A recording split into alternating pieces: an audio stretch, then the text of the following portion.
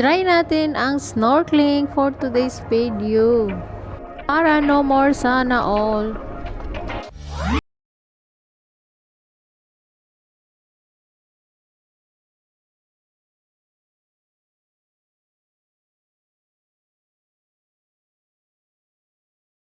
Hello guys! For today's video is susubukan natin yung snorkeling sa Moalboal, Cebu.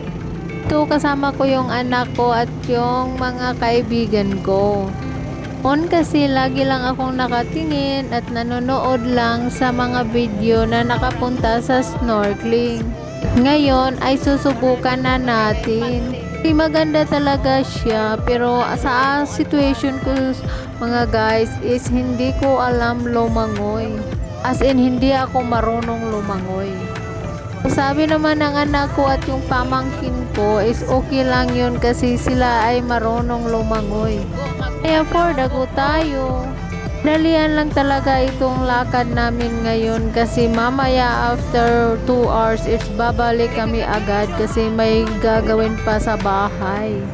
At may mga bisita ding dumating. Dahil nagyayaan, ayan, napasubok tayo at napasama. Grab ko na din yung opportunity na maka-experience ng ganito para no more sana all. Nyo naman na lagi tayong uuwi sa bakasyon is fully loaded yung schedule natin. Kaya yun, subukan na natin at itry na ito. Dami pala nating makikita ditong nakapanty at bra lang sila kasi mga foreigner, diba? Tourist spot ito yung Moalboal ang panagsama.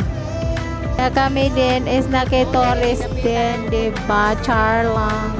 Puro ang gandang tahan dito pag sa gabi kasi may maraming bar sila. Di siguro ito pag sa gabi na.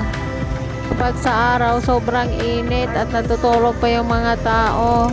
Yung iba andun sa dagat talaga. Marami talaga kaming nakikita ng mga foreigner dito kasi itong Panagsama Beach ay isa sa pinaka-tourist spot sa Moalboal.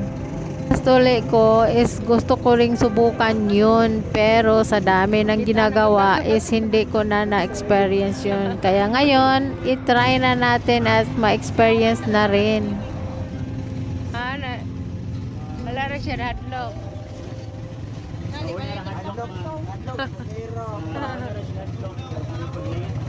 Okay na siya.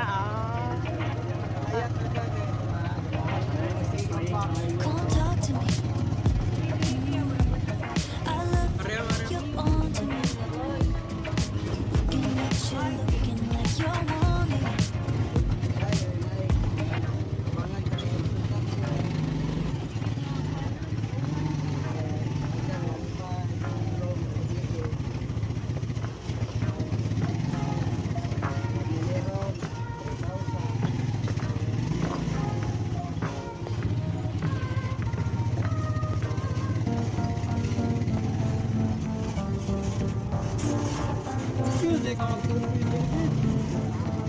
Okay ra kayo na mga tao din na काफी famous ideal influencer नई नई तितली तो बाहर निकली है ना बना पाते चल चल हवा आने दे टूटने लगा है ये तेरी बातें सुन के मुझे लगे बातें तेरी पता न चाहे तू पर जा जरा दूर रे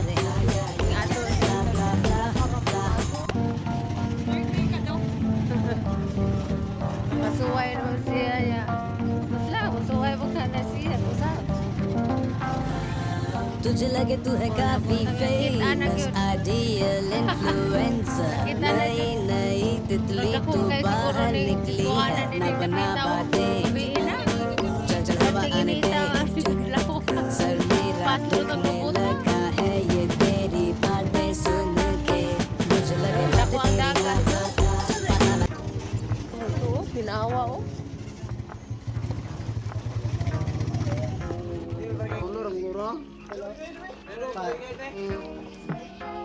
Na, GoPro, gamit mo GoPro.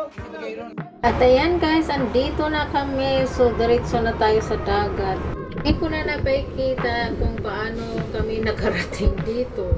Kasi yung cellphone namin is iniwan namin doon sa kapatid ng asawa ko.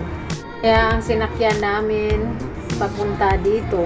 Story tayo dito guys. Akala ko talaga dito is ano lang siya, mababaw lang yung dagat na puntahan namin. Pero na-miss ako sa sobrang lalim pala. Nung doon kami sa mababaw pa, sinabi ng guide na humawak lang ako sa salbabida namin. Kaya yun ang ginagawa ko. Yung sinapagkasabi niya na, ma'am, tumingin ka sa ilalim para ma-enjoy mo yung tanawin sa ilalim. So, pagtingin ko, ayun, na-shock ako kasi sobrang lalim na talaga yung nakita ko.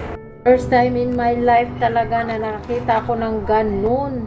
So, yung pag nakita ko na, ayun, sobrang takot na talaga ako. Tapos, parang nanginginig na yung katawan ko sa sobrang takot. Munti ko na lang sabihin na babalik ako, pero ang layo na namin. Sinabihan ako ng guide namin na okay lang ma'am, nandito naman kami. Tapos yun na rin na yung anak ko at saka pamangkin ko, yung sinabi na huwag kang mag-alala kasi andito kami. Kaya unti-unti ko na kinalakalma yung sarili ko.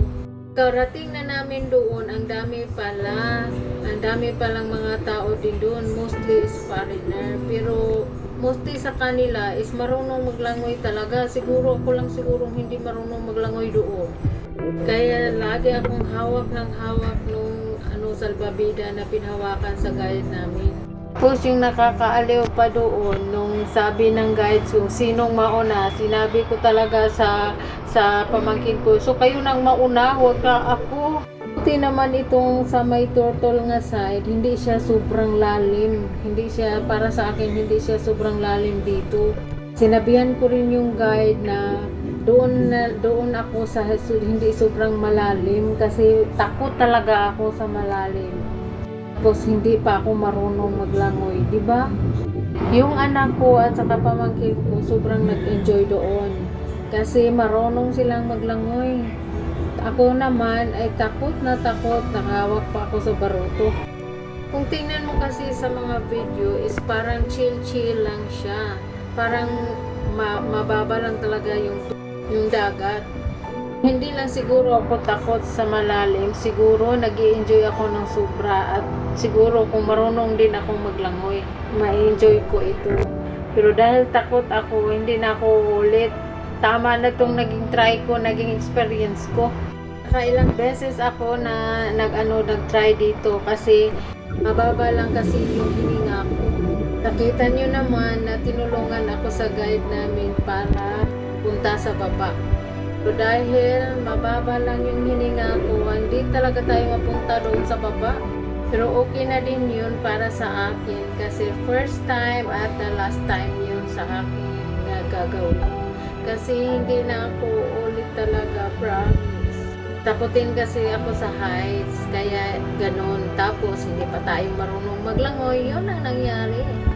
Thanks God, okay naman, successful naman yung snorkeling namin. Kaya thank you din na nasubukan ko. Nading no more sana all na done. Dito na lang guys ang vlog natin for today at hanggang sa uulitin nating upload. Thank you, bye bye at ingat kayo palagi.